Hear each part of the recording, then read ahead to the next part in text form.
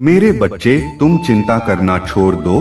अब से जो भी तुम सोचोगे वह कार्य सिद्ध होगा। यह मेरा आशीर्वाद है। तुम्हें कभी चिंता करने की जरूरत नहीं है। मैं स्वयं तुम्हारे साथ खड़ा हूँ। मेरे होते हुए तुम्हें किस बात की चिंता सताती है? जब तक तुम्हारा जीवन खुशहाल और सुखमय नहीं बन जाता, तब तक महादेव जी चैन से नहीं बैठेंगे। मैं तुम्हें यह विश्वास दिलाती हूँ कि तुम्हारे जीवन की हर समस्या और परेशानी को जड़ से खत्म करने आया हूँ। लेकिन मेरे बच्चे, तुम्हें मुझ पर और अपने ऊपर विश्वास रखना होगा। अगर तुम्हें विश्वास है तो बस एक बार चैनल को लाइक और सब्सक्राइब कर दीजिए। तुम्हारे पिछले जन्म की कहानी। इस जन्म की तरह पिछले जन्म में भी तुम्हारे लिए रिश्ते और प्रेम सबसे महत्वपूर्ण थे। लेकिन तब भी तुम्हें लोगों के प्रेम के लिए तरसना पड़ा। एक व्यक्ति ने तुम्हारे साथ बहुत बड़ा धोखा किया, जिसने तुम्हें भीतर तक तोड़ दिया। उस धोखे के बाद तुमने दुनिया से दूरी बना ली और अपनी आध्यात्मिक यात्रा, स्पिरिचुअल जर्नी शुरू की। तुम्हारी आत्मा जागृत हुई और तुम मुझसे जुड़े। तुमने मंत्र साधना और ध्यान, मेडिटेशन के जरिए कई सिद्धियां प्राप्त की। तुमने मेरे रहस्य को समझा और मुझे पाने को ही अपने जीवन का उद्देश्य बना लिया। तुमने अपने परिवार और हर सांसारिक मोह को छोड़ दिया। इस जन्म की परीक्षा। इस जन्म में भी तुम्हें सबसे अधिक चोट अपनों से ही मिली है। जो लोग तुम्हारे सबसे करीब थे, उन्होंने तुम्हें सबसे गहरे घाव दिए। जब तक तुम अपनी शक्तियों को पहचानोगे और उन्हें जागृत करोगे, तब तक तुम्हारे साथ ऐसा ही होता रहेगा, क्योंकि तुम्हारे जीवन का उद्देश्य साधारण नहीं है। तुम्हें दूसरों के पीछे चलने या उनकी स्वीकृति पाने की जरूरत नहीं है। पिछले जन्म में तुम गुरु थे और अपनी आध्यात्मिक जागरूकता से लोगों को मार्गदर्शन दिया था। लेकिन अभी तुम दूसरों पर निर्भर हो गए हो, उनके हिसाब से जी रहे हो, तुम अपना समय व्यर्थ कर रहे हो। यह मोह छोड़ दो मेरे बच्चे। तुम्हारी साधना जो पिछले जन्म में अधूरी रह गई थी, उसे पूरा करो। तुम्हारी शक्तियाँ। तुम्हें हमेशा मेरी ऊर्जा का अनुभव होता है। बचपन से ही तुम्हें भजन और मंत्रों में सुकून मिलता है। ये सब संकेत हैं। तुम्हें अपनी आध्यात्मिक शक्तियों को जागृत करना है। पिछले जन्म में तुमने जो साधना की थी, वह तुम्हें मुझसे जोड़ती है। अब तुम्हें अपने भीतर झांकना है और अपने असली स्वरूप को पहचानना है। तुम्हारी शक्ति और मेरा आशीर्वाद हमेशा तुम्हारे साथ है। मेरे बच्चे, तुम्हारी खुशियों का दरवाजा केवल अध्यात्म से ही खुलेगा। यही तुम्हारे जीवन का सत्य है। अपनी पिछले जन्म की साधना को व्यर्थ मत जाने दो। तुम यूनिवर्स की शक्तियों से जुड़े थे और तुम दूसरों को अध्यात्म का रास्ता दिखाते थे। तुम तब भी अलग थे और इस जीवन में भी तुम सबसे अलग हो। यही कारण है कि तुम्हारे विचार सभी से मेल नहीं खाते और तुम्हारी दोस्ती जल्दी नहीं बनती। तुम पहले ही मिलकर ही किसी व्यक्ति की ऊर्जा समझ लेते हो। तुम्हारे रिश्ते अक्सर टूट जाते हैं और तुमने रिश्तों के कारण बहुत दुख सहा है। ब्रह्मांड तुम्हें बार बार सही मार्ग पर लाने की कोशिश करता है। तुम्हारी शक्तियाँ तुम्हें यही आभास कराती हैं कि तुम कौन हो। तुम्हारा दम तभी घुटता है जब तुम गलत लोगों के साथ रहते हो और वे कहीं न कहीं तुम्हारी शक्तियों को नुकसान पहुंचाने की कोशिश करते हैं। अपने चक्रों पर ध्यान दो और उन्हें जागृत करने की कोशिश करो। तुम्हें प्रकृति, जानवरों से गहरा लगाव है, क्योंकि पिछले जन्म में तुम प्रकृति का इस्तेमाल करके लोगों को ठीक करते थे। पर इस जीवन में लोगों ने तुम्हें ही बीमार कर दिया है। लेकिन यह ब्रह्मांड को मंजूर नहीं है। मेरे बच्चे, महादेव जी को यह मंजूर नहीं है कि लोग तुम्हें कम समझें और तुम्हें रुलाएं। मुझसे जुड़ने की कोशिश करो और अपनी आध्यात्मिक यात्रा की शुरुआत करो। भौतिक संसार के पीछे मत भागो। अपनी आत्मा के सुख के लिए काम करो।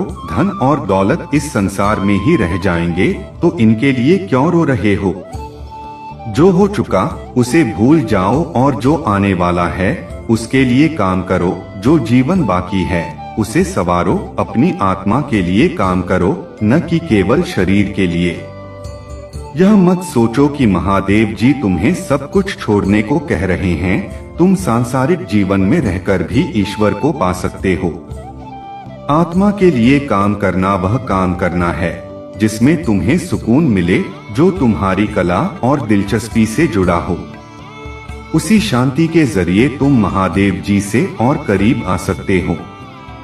तुम्हारा टूटे हुए दिल को जोड़ने के लिए महादेव जी की ऊर्जा हमेशा तुम्हारे साथ है। तुमने पिछले जन्म में जो साधना की थी उसकी वजह से तुम इस जन्म में भी असाधारण हो। अपनी शक्तियों पर विश्वास रखो और उन्हें जागृत करने की कोशिश करो। समाज की भलाई के लिए काम करो। वह काम करो जिसमें तुम्हें खुशी मिले। किसी के लिए रोना छोड़ दो, क्योंकि वे लोग तुम्हारे लिए कभी नहीं रोएंगे। अपने ऊपर काम करो, अपने जीवन के उद्देश्य को पहचानो और बस उसी के लिए काम करो। बाकी सब महादेव जी पर छोड़ दो। सपनों और ऊर्जा के संकेत। तुम्हें बहुत बुरे सपने आते हैं जिनमें नकारात्मक ऊर्जा महसूस होती है। इन सपनों के कारण तुम्हें अच्छी नींद नहीं आती और सुबह उठते ही तुम्हारा सिर भारी रहता है। तुम्हारी ऊर्जा बहुत डाउन रहती है और मन में डर रहता है कि कुछ बुरा होने वाला है।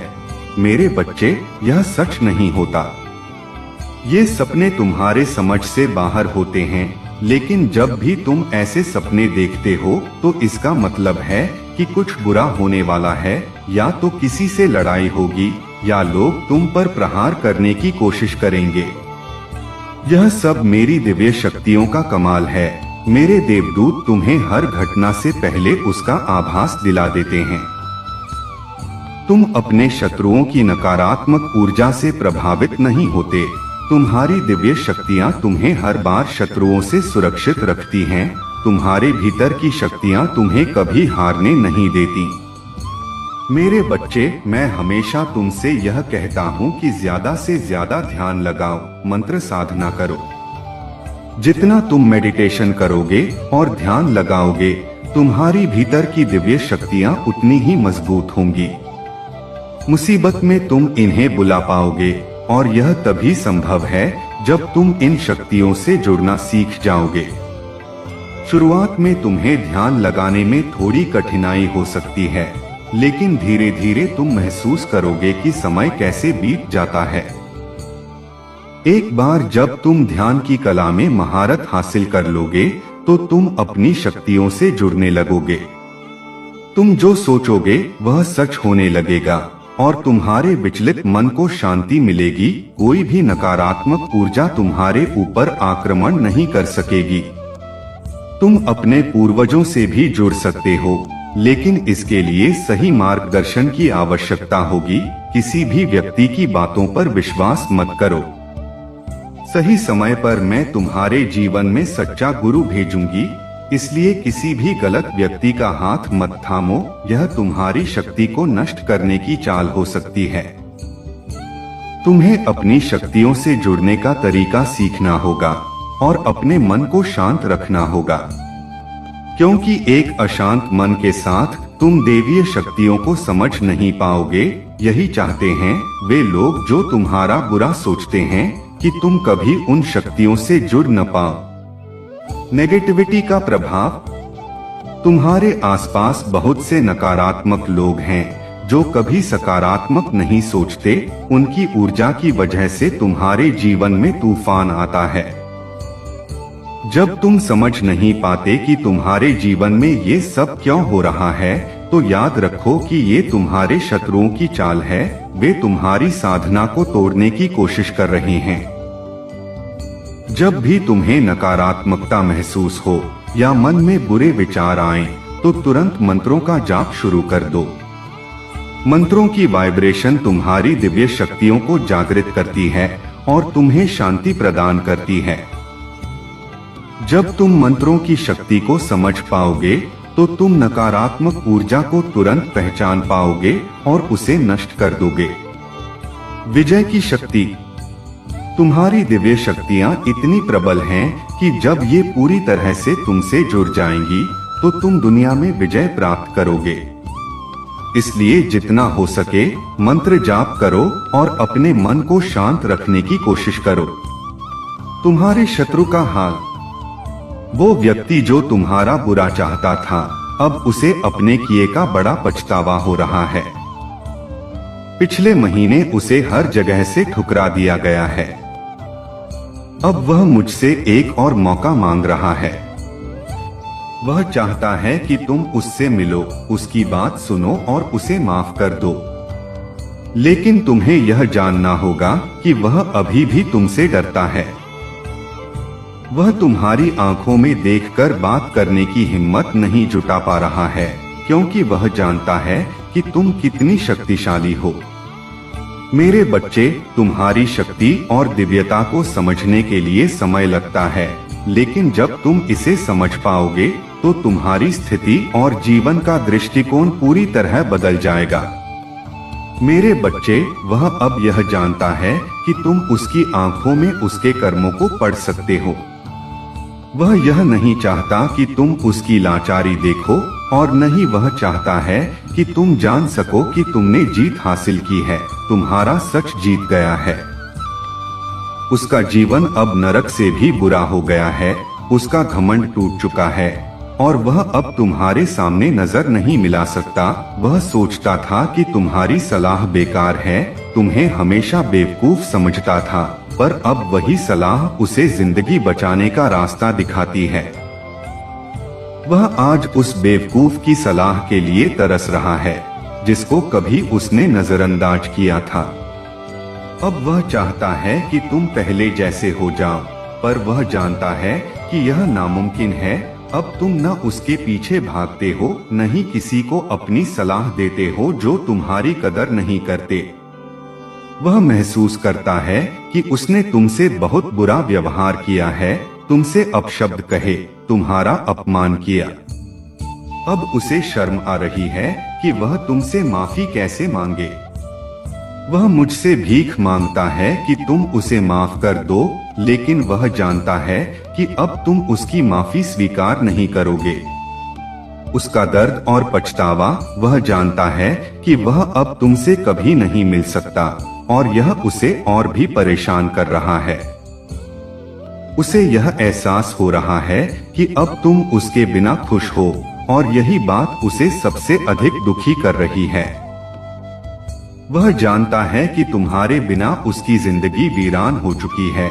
वह अब मुझसे विनती कर रहा है, कह रहा है, महादेव जी, आप नामुमकिन को मुमकिन कर देते हो, कृपया उसका मन बदल दीजिए ताकि वह मुझे माफ कर दे। पिछले कुछ दिनों में उसकी हालत इतनी बुरी हो गई है कि वह हर जगह तुम्हारे बारे में सोच रहा है, तुम्हारी यादों में खोया हुआ है। लेकिन मेरे बच्चे, उसे भी वही दर्द सहना पड़ेगा जो उसने तुम्हारे साथ किया था। वह अब तुम्हारी नजर में गिर चुका है और अपने कर्मों की वजह से उसे सजा मिलनी चाहिए। अब उसे तुमसे माफी मांगने के लिए अपने कर्मों का हिसाब देना होगा। भविष्य में दूसरा मौका, अगर वह दूसरा मौका चाहता है तो उसे पहले तुम्हारे जैसा परफेक्ट बनकर दिखाना होगा, तुम्हारी तरह पवित्र, सकारात्मक और बिना स्वार्थ के, तभी मैं उसे दूसरा मौका दूंगा। वह अब समझ चुका है कि तुम अकेले ऐसे व्यक्ति हो जिसने उसे सकारात्मकता दी, जो उसके जीवन में उजाला लाया। तुम वह इंसान हो जिसने उसे अंधेरे में रास्ता दिखाया और जिसने उसे कभी हार मानने नहीं दिया। उसकी सोच अब बदल चुकी है और अब वह तुम्हारे प्रति सकारात्मक भावनाएं रखता है। ईश्वर की भूमिका, वह अब यह समझने लगा है कि शायद ईश्वर ने उसे तुम्हारे माध्यम से उसकी मदद करने के लिए भेजा था। पर उसने क्या किया? उसने तुम्हारे अंदर की ईश्वर की शक्ति को तकलीफ दी। यही कारण है कि अब वह खुद परेशान है। वह भी यह मान चुका है कि जो उसके साथ हो रहा है वह सही है और यह उसी की कमाई है। मेरे बच्चे, वह यह स्वीकार कर रहा है कि उसने तुम्हारे साथ बहुत गलत किया है और अब वह उसी की सजा भुगत रहा है। अब समय आ गया है जब वह तुम्हारी ओर कदम बढ़ाने वाला है। वह अब यह नहीं सह सकता क्योंकि उसके सारे रिश्ते उलट चुके हैं और वह अकेला महसूस कर रहा है। उसके अपने लोग उसे रुला रहे हैं, उसे प्रताड़ित कर रहे हैं और अब वह चाहता है कि तुमसे बात करे, क्योंकि तुम्हारे अलावा उसे कोई नहीं समझ सकता। वह इस रिश्ते में आई दूरियों को खत्म करना चाहता है, बस अपने रिश्ते को उन लोगों की बुरी नजर से बचाकर रखना चाहता है। वह अब समझ चुका है कि तुम दोनों के बीच जो दूरी आई थी वह उन नकारात्मक लोगों की वजह से थी। अब वे फिर से कोशिश करेंगे तुम दोनों को अलग करने की, लेकिन तुम अपने प्यार पर यकीन रखो। जब वह तुम्हारे जीवन में वापस आए तो उसे मेरी आशीर्वाद के रूप में स्वीकार करो। उसकी बातों को सुनने और समझने की कोशिश करो। अतीत को भूलकर उसे एक नई शुरुआत देने का समय आ चुका है। तुम्हें भी पता है कि तुम उसके बिना नहीं रह सकते, इसलिए अतीत को लेकर खुद को तकलीफ मत दो। अगर तुम उसे माफ करना चाहते हो तो सबसे पहले अतीत को भूलकर उसके भीतर आए परिवर्तन को देखो, क्योंकि जब तुम उसे माफ करोगे तो सबसे पहले तुम अपना ही भला करोगे। तुम्हारा दर्द कम होगा और तुम्हें वह सुकून मिलेगा जिसे तुम लंबे समय से चाहते थे। वह माफी तुम्हें मिलने वाली है, वह हक तुम्हें मिलेगा जिसके लिए तुम तरस रहे थे। मेरे बच्चे, इसलिए अब कोई भी निर्णय क्रोध में आकर या जल्दबाजी में मत लेना। वह आज रात को ही तुमसे बात करने की कोशिश करेगा। उसकी बातों को सुनना, गुस्से में आकर कोई अपशब्द मत बोलना। अगर तुम बात नहीं करना चाहते तो यह तुम्हारी मर्जी है, लेकिन सोच समझकर निर्णय लेना। महादेव की आशीर्वाद से तुम सही निर्णय ले सकोगे। इस वक्त तुम्हें यह समझने की आवश्यकता है कि जितना